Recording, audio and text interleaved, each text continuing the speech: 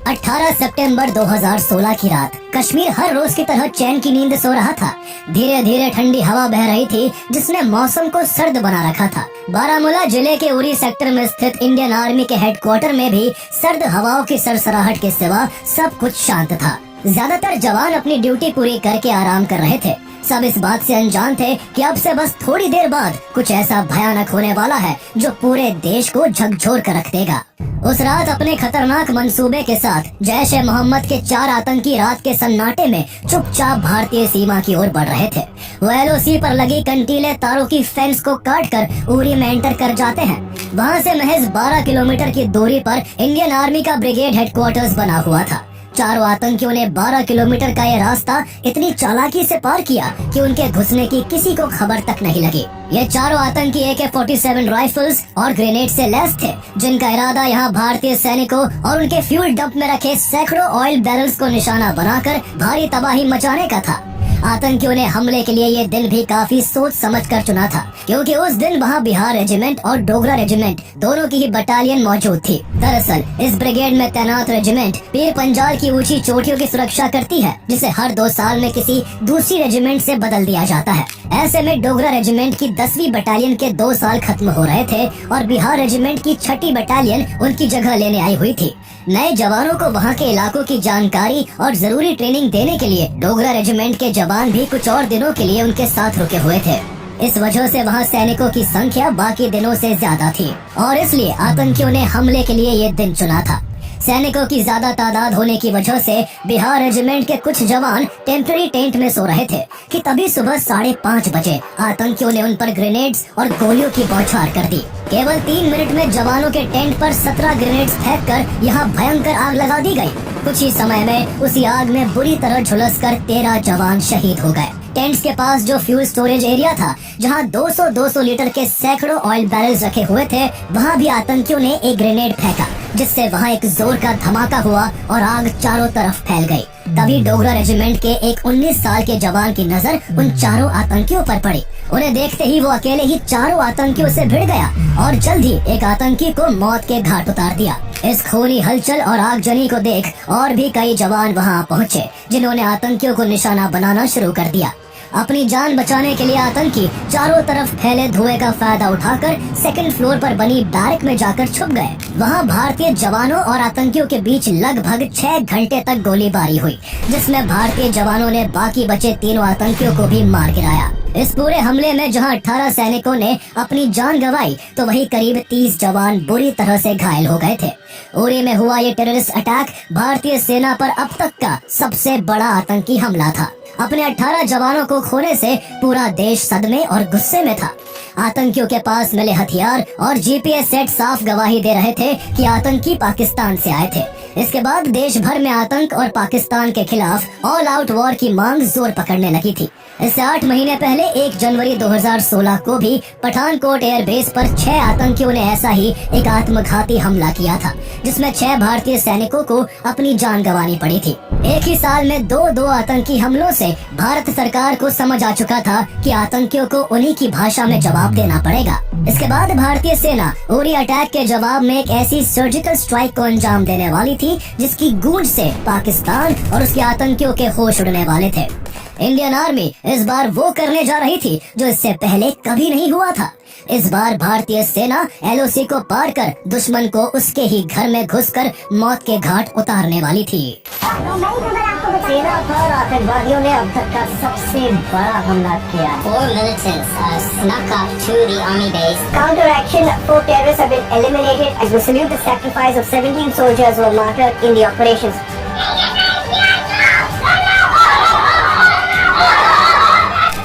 The Indian Army conducted surgical strikes last night at these mock camps. जब कोई terrorism export करने का उद्योग बना करके बैठा हो, मेरे देश के निर्दोष नागरिकों को मौत के घाट उतार दिया जाता हो, तो ये मोदी है, उसी भाषा में जवाब देना जानता है।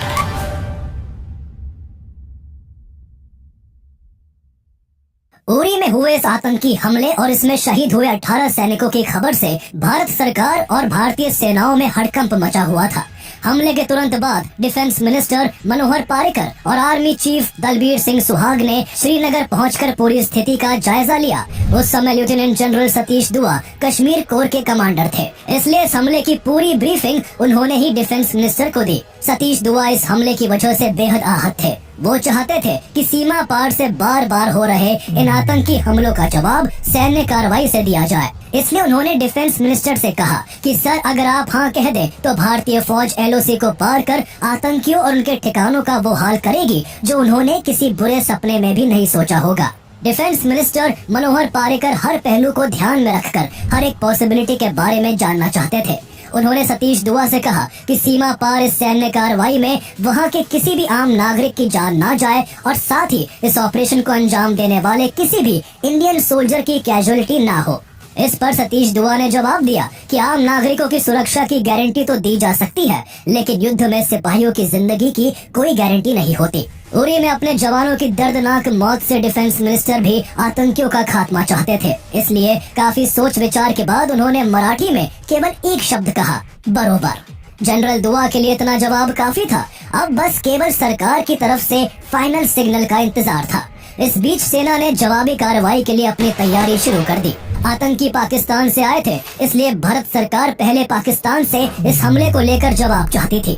इसे लेकर 21 सितंबर 2016 को भारत के then foreign secretary Subrahmanyam Jaishankar ने पाकिस्तान के हाई कमिश्नर अब्दुल बासित को समन कर उरी हमले में पाकिस्तान के शामिल होने के कई एविडेंस दिए, लेकिन हर बार की तरह इस बार भी पाकिस्तान मुकर गया और उसने इस हमले में अपना हाथ होने से इनकार कर दिया। पाकिस्तान बातों से मानने वाला नहीं था, इसलिए भारत सरकार उसे उसी की भाषा में समझाने का मन बना चुकी थी। इसको लेकर प्राइम मिनिस्टर नरेंद्र मोदी ने home minister Rajnath Singh, national security adviser Ajit Doval, defence minister Manohar Parrikar और आर्मी चीफ दलबीर सिंह सुहाग के साथ एक हाई लेवल इमरजेंसी मीटिंग की। इस मीटिंग में तय किया गया कि इस बार इंडियन आर्मी अपने जवानों की शहादत का बदला सीमा पार जाकर दुश्मनों को मौत की नींद सुला कर लेगी। गवर्नमेंट से फुल हैंड मिलने के बाद आर्मी चीफ सीमा पार सर्जिकल स्ट्राइक के लिए जरूरी इंफॉर्मेशन जुटाने में लग गए। पिछले 25 सालों में इंडियन आर्मी ने टेररिज्म से निपटने के लिए POK में एक स्ट्रॉन्ग इंटेलिजेंस नेटवर्क तैयार कर लिया था, जो दुश्मनों पर नजर बनाए रखता था। उरी अटैक के बाद इस नेटवर्क की अहमियत काफी बढ़ गई थी। इसके बाद POK की तरफ से हो रही हर एक्टिविटी की जानकारी इंटेलिजेंस नेटवर्क के थ्रू लगातार भारत पहुंचने लगी थी। यहाँ से मिल रही इंटेल को सैटेलाइट द्वारा खींची गई इमेजेस से वेरीफाई किया जा रहा था, जिसमें सीमा पार दुश्मन के कैंपों की स्थिति, उनके सुरक्षा इंतजाम और आगे भारत की ओर से किए जाने वाले ऑपरेशन के लिए हर एक मुमकिन रास्ते को तलाशा जा रहा था। इस दौरान सैटेलाइट्स और ड्रोन्स की मदद से आतंकियों और उनके लॉन्च पैड्स की संख्या का पता लगा लिया गया। आर्मी की तैयारियों के बीच मीडिया में उरी अटैक को लेकर चर्चा जोरों पर थी, जहां पैनल में बैठे लोग भारत की ओर से किए जाने वाले पॉसिबल ऑपरेशंस पर बात कर रहे थे, जिससे इसकी तैयारी में जुटे अधिकारियों को डर था कि कहीं 26/11 की तरह इस बार भी दुश्मन को ये पता न लग जाए कि भारत कब, कहां और कैसे एक्शन लेगा। दुश्मनों के ठिकानों की पूरी जानकारी जुटाने के बाद 9 पैरा स्पेशल फोर्स और 4 पैरा स्पेशल फोर्स के 25 कमांडोज को सीमा पार इस ऑपरेशन को अंजाम देने के लिए चुना गया, जबकि करीब 150 कमांडोज को LOC के इस पार रहकर अपने साथियों को किसी अनहोनी की स्थिति में बैकअप देने के लिए तैयार किया जाने लगा। इन दोनों यूनिट्स को माउंटेन वॉरफेयर, काउंटर इंसर्जेंसी और काउंटर टेररिज्म के लिए ही ट्रेन किया जाता है, जिससे जब भी देश को किसी ऑपरेशन की जरूरत पड़े तो इसकी प्लानिंग जल्दी से जल्दी की जा सके। सभी कमांडोज को ऑपरेशन के दौरान दुश्मन की नजर और रेडार से बचकर छिपते हुए आगे बढ़ने, LOC के पार अपनी चौकियों पर गश्त दे रहे दुश्मनों को चकमा देने और दुर्गम पहाड़ियों और ऊंचाई वाले क्षेत्रों में सतर्क होकर चलने के लिए हाई ऑल्टीट्यूड नेविगेशन जैसी टेक्निक सिखाई जाने लगी। भारत इन सब में काफी सावधानी बरत रहा था, इसलिए इस ऑपरेशन का ना तो कोई नाम दिया गया और ना ही कोई कोड नेम। भारत नहीं चाहता था कि इस ऑपरेशन से जुड़ी कोई भी इंफॉर्मेशन लीक हो और इसकी खबर पाकिस्तान को लगे। इसी वजह से सेना की तरफ से सतर्कता इतनी थी कि इस ऑपरेशन की तैयारी के दौरान कोई भी ऑफिसर पावर पॉइंट प्रेजेंटेशन तक नहीं दे सकता था, और जहाँ भी कमांडोज को कोई चीज समझाने के लिए डायग्राम की जरूरत पड़ती तो उसे वही बनाकर तुरंत मिटा दिया जाता था। इसके बाद पीओके की ज्योग्राफिकल कंडीशन से जवानों को वाकिफ करवाने के लिए इस ऑपरेशन की मॉक एक्सरसाइज मैप के जरिए करवाई जाने लगी। उरी अटैक के बाद केवल एक हफ्ते के अंदर भारतीय जवान दुश्मन को मुंह तोड़ जवाब देने के लिए तैयार थे। कमांडोज की सारी तैयारियां पूरी हो चुकी थी। उन्हें अब कार्रवाई करने के लिए केवल आदेश की जरूरत थी। आर्मी चीफ सही दिन के इंतजार में थे। उस दौरान यूएन के जनरल असेंबली का सेशन भी चल रहा था और फॉरेन मिनिस्टर सुषमा स्वराज 25 सितंबर को यहाँ स्पीच देने वाली थी। इसलिए सेना ने अपने ऑपरेशन को 3 दिन और होल्ड करने का फैसला किया। 26 सितंबर की रात सीमा पार करने के लिए मॉक ड्रिल की जाने लगी और जवानों को पीओके में मौजूद लॉन्च पैड्स को ध्यान में रखकर प्रिपेयर होने को कहा गया। ये लॉन्च पैड्स पीओके में वो आतंकी ठिकाने थे जहां से पाकिस्तान सैकड़ों आतंकवादियों को ट्रेन कर सालों से भारत पर हमले करवा रहा था। आतंकियों के इन लॉन्च पैड्स पर भारत की खुफिया एजेंसियां हफ्ते भर से नजर बनाए हुए थी। कुछ लॉन्च पैड्स एक दूसरे के करीब 500 मीटर की दूरी पर थे और पाकिस्तान की इंटेलिजेंस एजेंसी आईएसआई और पाकिस्तान आर्मी द्वारा ऑपरेट किए जा रहे थे। सभी टीम अपने अपने कामों में जुटी हुई थी और इस दौरान ही उन्हें पता लगा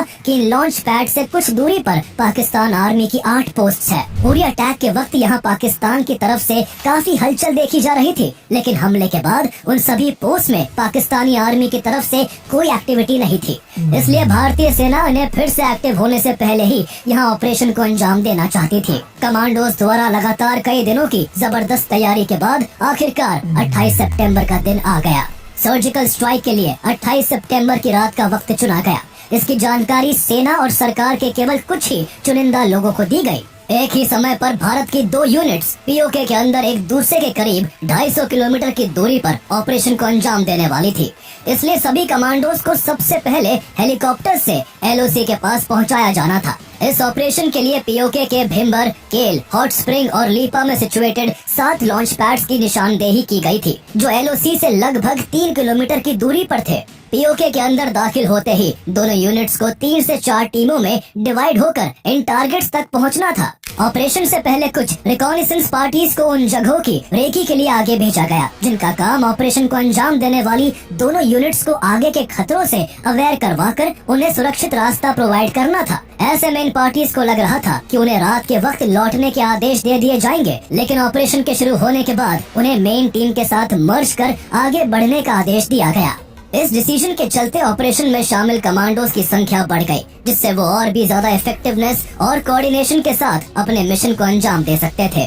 28 सितंबर की रात 8:30 बजे पैरा एसएफ की दोनों यूनिट्स जवाबी कार्रवाई के लिए पीओके में दाखिल हो जाती है। 4 पैरा एसएफ के कमांडोज ने कुपवाड़ा सेक्टर से सीमा पार की, वहीं 9 पैरा एसएफ के जवान पूंछ सेक्टर से पीओके में घुसते हैं। सभी जवान Tavor assault rifle, M4 carbine, under barrel grenade launcher, Galil sniper rifles और Instalaza C90 disposable grenade launcher से लैस थे। इस दौरान उनके पास रात के अंधेरे में देखने के लिए नाइट विजन डिवाइस और साथ ही में हेलमेट माउंटेड कैमरास थे, जो इस मिशन की लाइव मॉनिटरिंग कर रहे थे।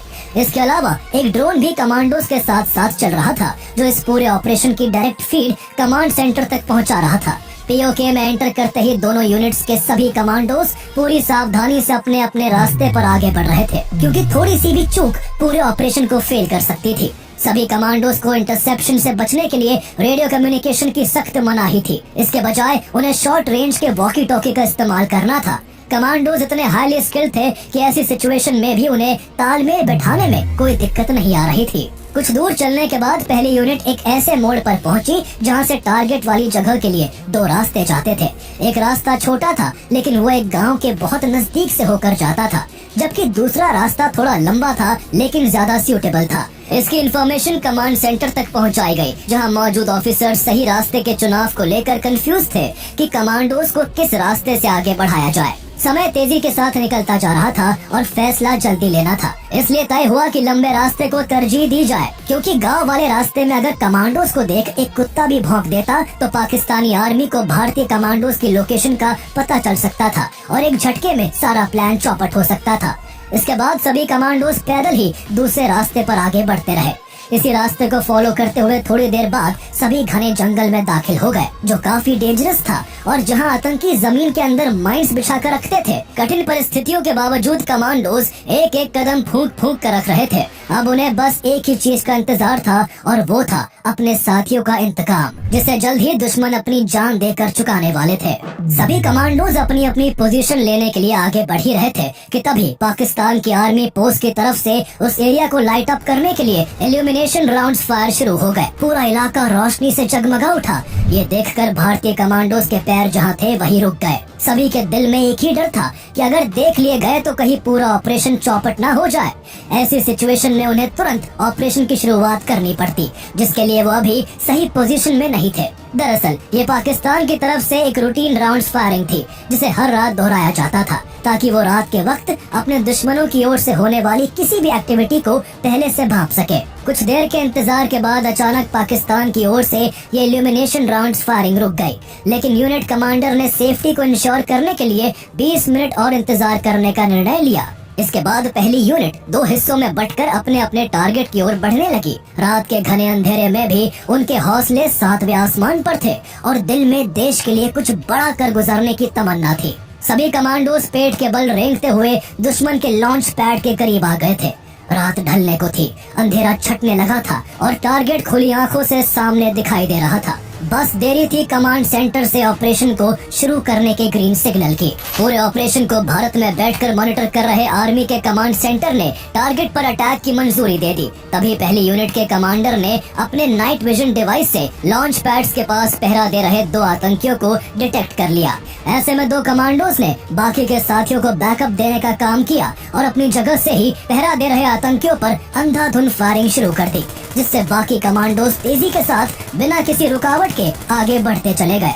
इस दौरान सभी थोड़ा झुककर दौड़ते हुए गोलीबारी करते हुए ठिकाने की ओर बढ़ रहे थे। सभी ने एक साथ कई ग्रेनेड्स दुश्मनों के लॉन्च पैड पर दाग दिए, जिससे कई आतंकवादी चंद मिनटों में ही मारे गए। बाकी बचे आतंकियों को भी जवाबी कार्रवाई का कोई मौका न देते हुए कमांडोज ने करीब आधे घंटे के अंदर सभी को मौत के घाट उतार दिया। वहीं पहली यूनिट की दूसरी टीम के कमांडोज अपने काम को खत्म कर अपने दूसरे साथियों के पास लौटने लगे कि तभी उन्होंने देखा कि 2 आतंकी पीछे से छुपकर भारतीय सैनिकों पर हमला करने की कोशिश कर रहे हैं। साथियों को बचाने के लिए इन सभी ने तेज दौड़ लगा दी और कुछ ही देर में दोनों आतंकियों के काफी करीब आ गए। इस बीच आतंकियों ने भी कमांडोज को देख लिया, लेकिन उन्होंने जैसे ही फायर करने के लिए अपनी AK-47 उठानी चाहिए, उससे पहले ही भारतीय कमांडोज ने अपनी Beretta 9mm semi automatic pistol से अंधाधुंध फायरिंग कर दोनों को वही मिट्टी में मिला दिया।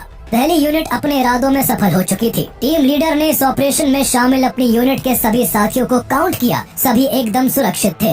पाकिस्तान की तरफ से जवाबी कार्रवाई की पॉसिबिलिटीज को देखते हुए जल्दी ही सभी कमांडोज वापस भारतीय सीमा में लौट आए। कमांड सेंटर में मौजूद lieutenant general Nimbhorkar, lieutenant general Hooda और लेफ्टिनेंट जनरल सतीश दुआ अपने कमांडोज की सफलता पर खुश थे, लेकिन अब भी उन्हें ऑपरेशन की दूसरी यूनिट के लौटने का इंतजार था। दूसरी यूनिट को अपने टारगेट तक पहुंचने के लिए POK के काफी अंदर तक जाना था, इसलिए उन्हें अपने टारगेट तक पहुंचने में सुबह का समय हो चुका था। दूसरी यूनिट के कमांडोज भी टुकड़ों में बंटकर दुश्मन के कुछ बड़े एडमिनिस्ट्रेटिव बेसिस और कई लॉन्च पैड्स पर हमला करने के लिए काफी होशियारी से आगे बढ़ रहे थे। कुछ ही देर में कमांडोज टारगेट्स के पास पहुंच गए। वहां उन्हें लॉन्च पैड्स के गेट पर कुछ आतंकी पहरेदारी करते दिखे, जिन्हें अगले पल होने वाले किसी भी हमले की कोई खबर नहीं थी। जरा भी समय बर्बाद किए बिना दूसरी यूनिट ने अपने घातक हथियारों से आतंकियों पर फायरिंग शुरू कर दी। यहाँ वो दुश्मन और उनके लॉन्च पैड्स को उड़ाने के साथ साथ वहाँ मौजूद उनके गोला बारूद के डिपो को भी निशाना बनाना चाहते थे। एक लॉन्च पैड के पास ही बहुत सारा डीजल और पेट्रोल रखा हुआ था। भारतीय कमांडोज ने रॉकेट लॉन्चर से उस पर हमला कर दिया, जिससे वहाँ जोरदार धमाका हुआ। बैरक में भयंकर आग लग गई, जिससे कई आतंकी एक के बाद एक वहीं ढेर हो गए। धमाकों की आवाजों से दूसरी बैरक के कुछ आतंकवादी जाग गए, लेकिन इस अचानक हुए हमले से उन्हें संभलने का कोई मौका नहीं मिला। भारतीय कमांडोज की गोलियों की बौछार से बचने के लिए वो बेबस होकर इधर उधर भागने लगे। इस दौरान भी उनमें से कईयों को गोलियां लगी और वो सब वही अपनी जान गंवा बैठे। भयंकर धमाकों और गोलियों की तड़तड़ाहट से पूरा इलाका थर्रा उठा था। अब तक कई आतंकी भी अलर्ट होकर भारतीय कमांडोज पर गोलीबारी करने लगे थे, लेकिन भारतीय कमांडोज के आगे वो कहीं नहीं टिक पाए। दर्जनों आतंकियों और उनके लॉन्च पैड्स को डिस्ट्रॉय कर दूसरी यूनिट का ऑपरेशन भी कामयाब हो चुका था। ऑपरेशन को अंजाम देने के बाद दूसरी यूनिट तेजी से वापस भारतीय सीमा की ओर बढ़ने लगी। अब उन्हें पहाड़ी इलाकों से गुजरते हुए 4 से 5 किलोमीटर की दूरी तय करनी थी। चूँकि सुबह का सूरज निकल आया था, इसलिए दिन के उजाले में उनके लिए भारतीय सीमा में लौटना काफी चैलेंजिंग था।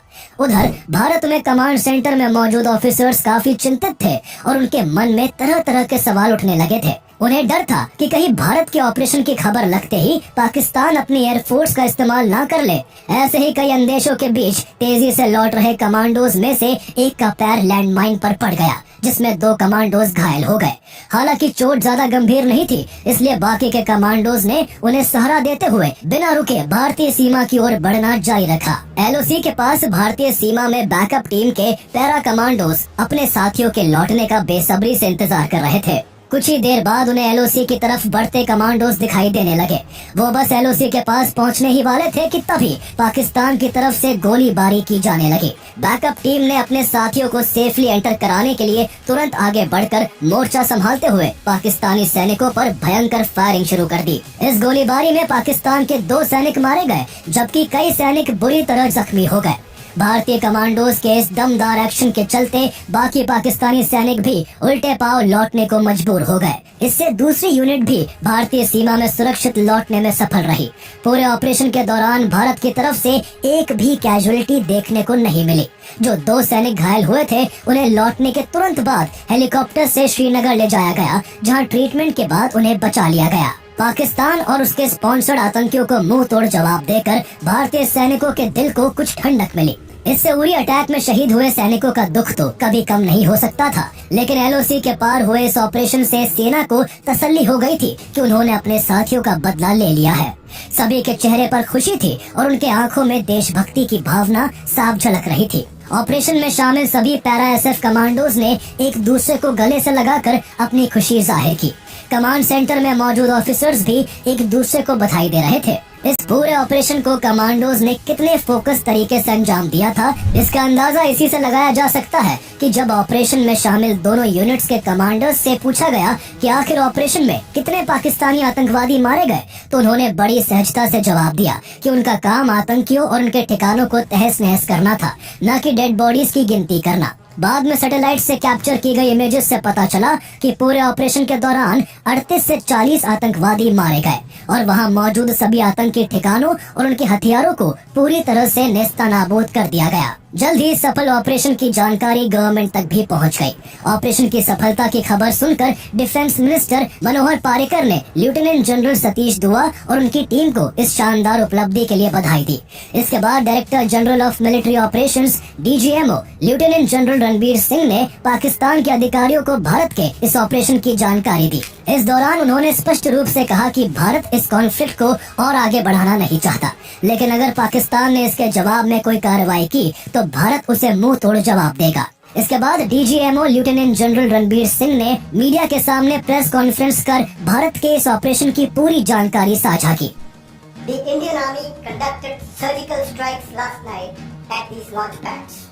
हालांकि इस ऑपरेशन का कोई नाम नहीं था, लेकिन मीडिया ने इसे सर्जिकल स्ट्राइक का नाम दे दिया और तभी से ये नाम पॉपुलर हो गया। जैसे जैसे खबरें बाहर आना शुरू हुई, पूरे देश की नजरें टेलीविजन स्क्रीन्स पर टिक गई। पूरा देश भारतीय सेना की जवाबी कार्रवाई को देख भी रहा था और उनकी वीरता की तारीफ भी कर रहा था। अगले साल 26 जनवरी 2017 को प्रेसिडेंट प्रणब मुखर्जी ने इस सर्जिकल स्ट्राइक को सफल बनाने वाले जवानों को कीर्ति चक्र और युद्ध सेवा मेडल जैसे गैलेंट्री मेडल से सम्मानित किया। ये सम्मान उन वीर जवानों की बहादुरी और देश के लिए उनके योगदान का प्रतीक था, जिसने हर भारतीय को गर्व और प्रेरणा से भर दिया था।